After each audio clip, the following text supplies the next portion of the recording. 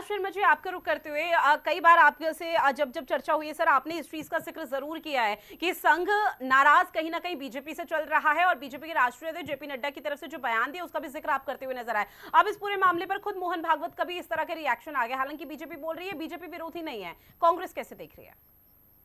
देखिए, मैं सबसे पहले तो ये कहना चाहूंगा कि भारतीय जनता पार्टी का टॉप टू बॉटम नेता अपने घर में कपूर लुबाम और गूगल से एक तो सफाई कराए और नमक का डेला डाल के नहाए, जिससे कि इनकी पाप धुल जाए।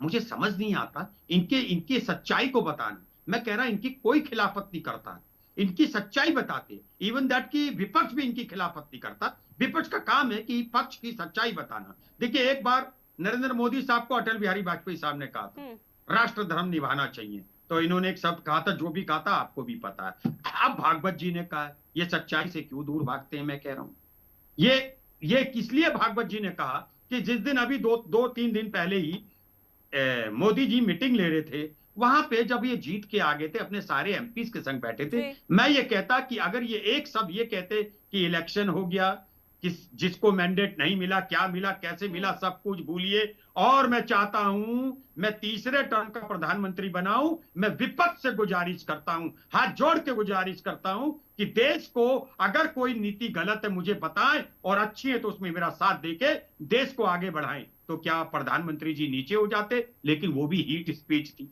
हंसते हैं, ऐसे कहते हैं जैसे बच्चे झूले में पार्क में लड़ रहे होते हैं। वो कह रहे मैंने इधर टाल दिया। तो आदित्य भाई, ये कहने की जरूरत कतई ना करा करिए। और एक आप लोगों को एक आदत और डालनी पड़ेगी, पीतांबर पहन के सनातनी नहीं हुआ जाता। पीतांबर पहन के दिल साफ नहीं है तो भगवान की सच्चे मन से पूजा नहीं की जा सकती। मैं एक बात फिर कहना चाह रहा हूं, आप भागवत जी की बातों को सीरियस लीजिए। उन्होंने कोई गर्दन में तलवार नहीं चला दी, सच्चाई तो कही है। आप वहां सोच कौन रहा है बताइए ना आप। अभी देखिए, अभी विश्लेषक साहब ने बहुत अच्छी बात बताई। आप अगर प्रधानमंत्री बन गए तो जयप्रकाश नारायण तो फिर कुछ रहे नहीं, और अगर आप प्रधानमंत्री बन के बेहतरीन बादशाह हैं तो लालू जी भी तो चीफ मिनिस्टर बने, मुलायम सिंह भी तो चीफ मिनिस्टर बने, राबड़ी देवी जी भी तो चीफ मिनिस्टर बनी, वो बेकार हो जाते हैं। आप बन जाते हैं चीफ मिनिस्टर, आप सही हो जाते हैं। इसलिए जीत का पैमाना आपकी देश के प्रति ईमानदारी की इबारत नहीं लिखता है। मेरी बात को समझने की कोशिश करिए आदित्य भाई। आपको आप मेरे भाइयों, मैं एक चीज जानना चाहता हूं। बात मैं कह रहा हूं आदित्य भाई, थोड़ा सा अब सुधरने का टाइम। और एक और बात, जिस तरह आप ऊंचे गए थे आप नीचे आना शुरू हो गए। जिस तरह 10 साल में आप आगे बढ़े थे, अब इसी में आप घट जाओगे। और अगर अब भी आपकी एक गलती और बताऊं क्या आदित्य, आप मुझको पता क्या प्रजा समझते हो, नागरिक नहीं समझते हो। आप देश की 140 करोड़ नागरिकों को प्रजा समझते हो। यही आपकी बर्बादी का कारण है, यही आपकी बर्बादी का कारण है। और मैं फिर एक बात कहना चाहता हूं, आपने घिनौना पाप कर दिया। अब आपके नेता, आपके जैसे कार्यकर्ता अयोध्या के लोगों को, अयोध्या के हिंदुत्व को मजाक उड़ाने लगे हो। मत उड़ाओ। सीता की जन्मस्थली में आप हारे, चित्रकूट में आप हारे, नासिक में आप हारे, मैं कहता हूं काशी में भी आप हारे, क्योंकि मेरे प्रधानमंत्री को 10 लाख से ज्यादा वोटों से जीत दर्ज करानी चाहिए थी। वो तो एक साधारण कार्यकर्ता बन के रह गए।